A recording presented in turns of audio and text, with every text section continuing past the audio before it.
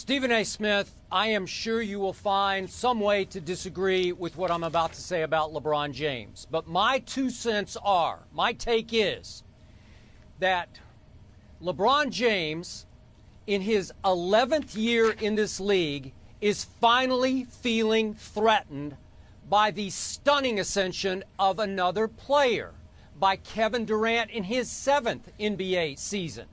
And Stephen A. Smith, I will remind you that since Kevin Durant hit bottom in those 2 games, New Year's Eve in Oklahoma City and then on January 2nd in Oklahoma City, he obviously is on one of the most spectacular tears, including last night in Portland that we'll talk about a little later, that this league has ever seen.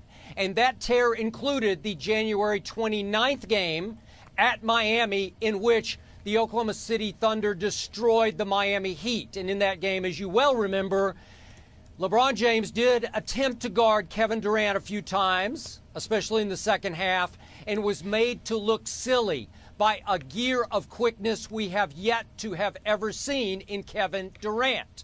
So I'm thinking that LeBron James has finally gone on the offensive with the media. He is now speaking more boldly and less humbly than we have ever heard from him.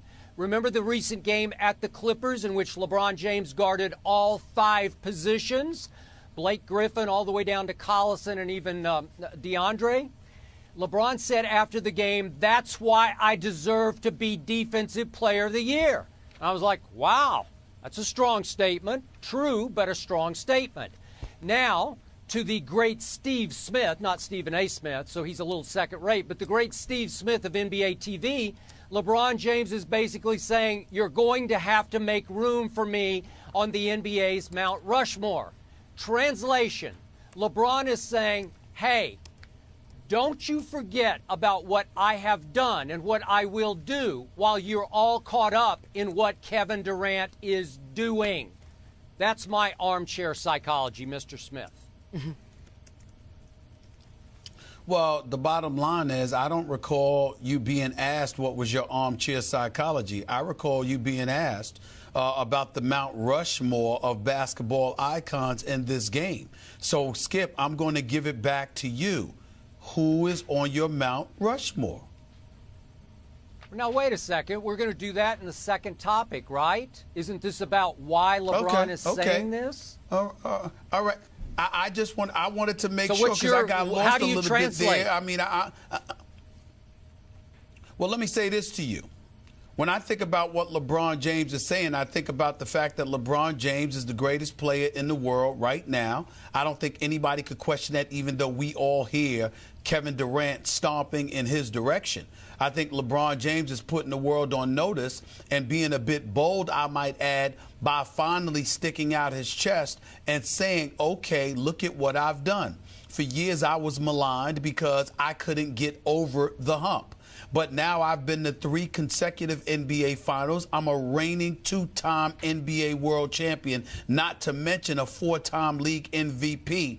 It's about time y'all recognize what I'm bringing to the table. And that's what this is all about, because what happens is you can bring up Kevin Durant or anybody else that you want to, but it's beautiful that LeBron James picked this time. His timing, as far as I'm concerned, is impeccable because he's saying it while he's a champion. If you spend so much time, Skip Bayless, maligning him, what he hasn't done, what he refused to do, what he hadn't maturated into, well, then why would we sit there and just summarily bypass what he has ultimately achieved and start heaping other expectations on his shoulders? In his own way, as our very own Chris Broussard pointed out on SportsCenter yesterday, LeBron is doing it himself because he's giving you indications as to what you can expect and what he may end up doing. And he's saying that he's just getting started.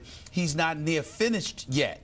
But at the same time, what he is also recognizing is that the Kevin Durants of the world are coming, and by no means would it be fair, after spending so much time maligning and ridiculing and lamenting what he hasn't done, now that he's done it, Let's not just gloss over that so quickly and be so quick to heap praise and expectations and all of this and all the other laudables on the shoulders of somebody else. Let's take a moment to pause and acknowledge what this man is doing and what he has been doing over the last 2 to 3 years. And I really don't have a problem with that, because I think that's in the interest of fairness, which I'm all about. So you do agree with my premise that Kevin Durant's explosion has prompted LeBron to be a little more outspoken, a little less humble than we have heard in the past? I wouldn't go that route, Skip. What I'm saying is it's not Kevin Durant's explosion. It's our willingness to talk about Kevin Durant in a fashion rife with laudables at the expense of LeBron. If you're LeBron James and you had to spend a vast majority of your first 9 years taking so much heat for what you didn't do, why should you allow the world to just gloss over your greatness because they're ready to anoint somebody else?